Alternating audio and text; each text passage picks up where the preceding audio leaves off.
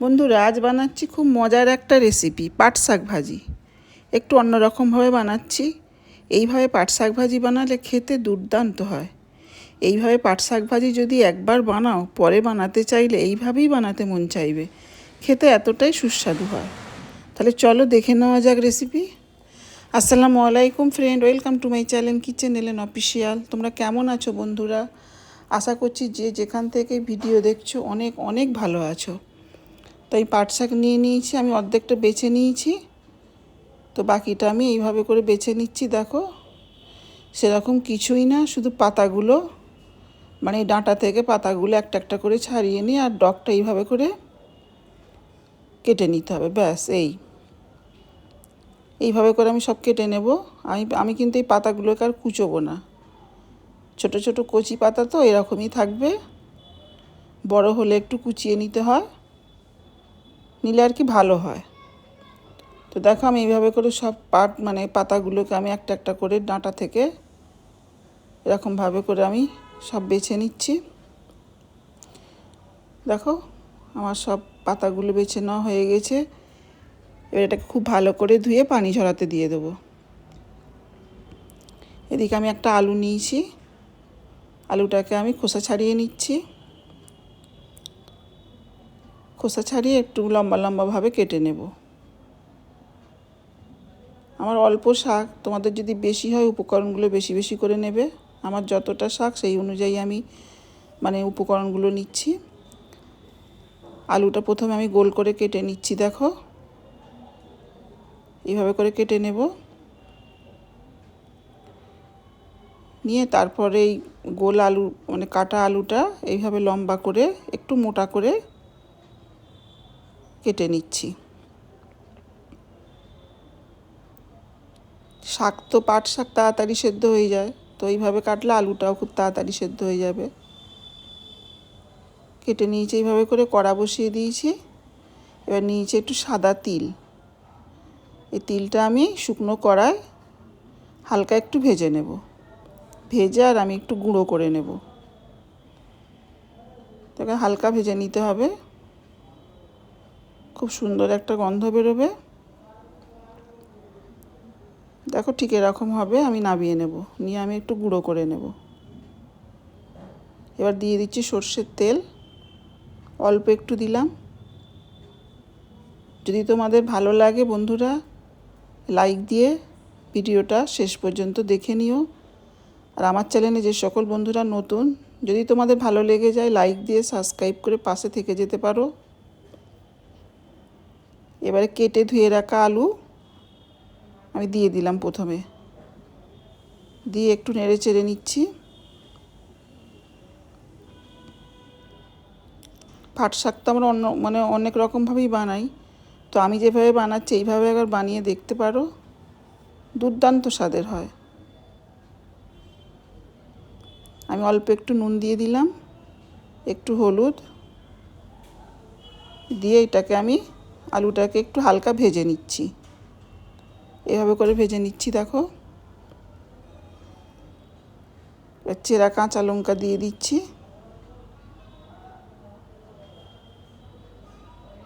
তিনটে নিয়েছি আমি। আলুর সঙ্গে একটু লঙ্কাটাও ভেজে নিচ্ছি। এবারে ধুয়ে রাখা শাক দিয়ে দিলাম, পাট শাক।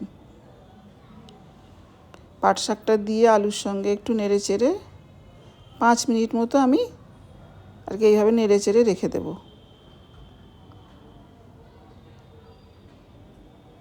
এই পাট শাকটা আমি বাগার দিয়ে রান্না করছি, যেটা ফোড়নও বলে, আমরা বাগার বলি। তো এই বাগার দিয়ে এইভাবে পাট শাক রান্না করলে না এর স্বাদ অনেক গুণ বেড়ে যায়। দেখো, 5 মিনিট হয়ে গেছে, আমি এবার উঠিয়ে নেব, একটা জায়গায় তুলে নিচ্ছি। দেখো,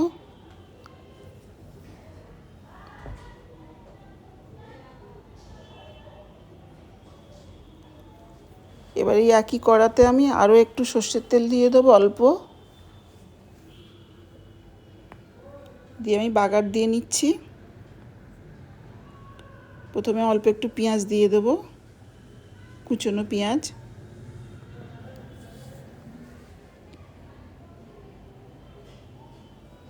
দিয়ে দিলাম।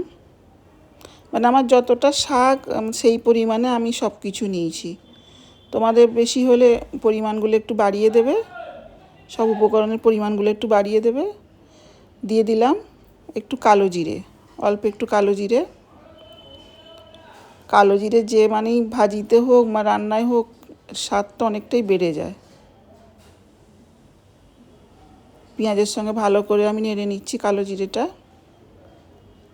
এবার ফাটিয়ে দুটো লঙ্কা এরকম ফাটিয়ে দিয়ে দিচ্ছি। ঝালটা তোমরা তোমাদের মতো করে দিয়ে নেবে।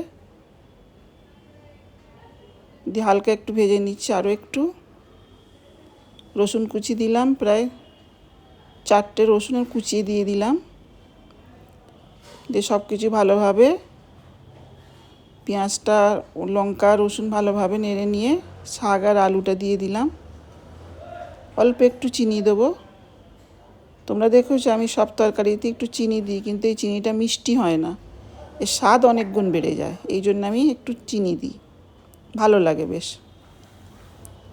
দেখো সব কিছু ভালোভাবে সেদ্ধ হয়ে গেছে, আলু শাক তো সেদ্ধই হয়ে গেছে। এবার আমি দিয়ে দেবো ওপর থেকে যে তিলটা ভেজে রেখেছিলাম, ওটাকে আমি গুঁড়ো করে নিয়েছি। এই গুঁড়ো করা তিলটা আমি উপর দিয়ে দিয়ে দেবো। এই যে কী সুগন্ধ বেরোচ্ছে তিলের, দুর্দান্ত হয়েছিল খেতে। যতটা লাগবে সেই অনুযায়ী আমি দিয়ে নিচ্ছি তিল। দিয়ে দিলাম, দিয়ে একটু নেড়ে চেড়ে নামিয়ে নেব।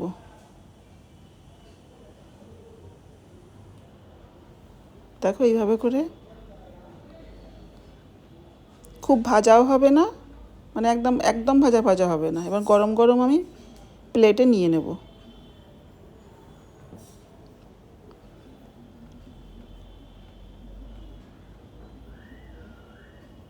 ভাত পাতে যদি এরকম পাট শাক ভাজি থাকে না, এই দিয়ে ভাত অনেকটা খাওয়া হয়ে যায়। বেড়ে নিচ্ছি আমি এইভাবে করে। দেখো একদম রেডি পাট শাক ভাজি, বাগার দিয়ে পাট শাক ভাজি। কেমন লাগলো তোমাদের রেসিপি কমেন্টে জানাবে। যদি খুব ভালো লেগে যায় সাবস্ক্রাইব করে পাশে থেকে যাবে। এরকম নতুন নতুন রান্নার রেসিপি দেখতে চাইলে, শিখতে চাইলে কিচেন এলেন অফিসিয়ালের পাশে থেকো, সঙ্গে থেকো। আবারও দেখা হবে অন্য কোনো ভিডিওতে, অন্য কোনো রেসিপি নিয়ে। ততদিন তোমরা ভালো থেকো, সুস্থ থেকো। সঙ্গে থাকার জন্য অনেক ধন্যবাদ।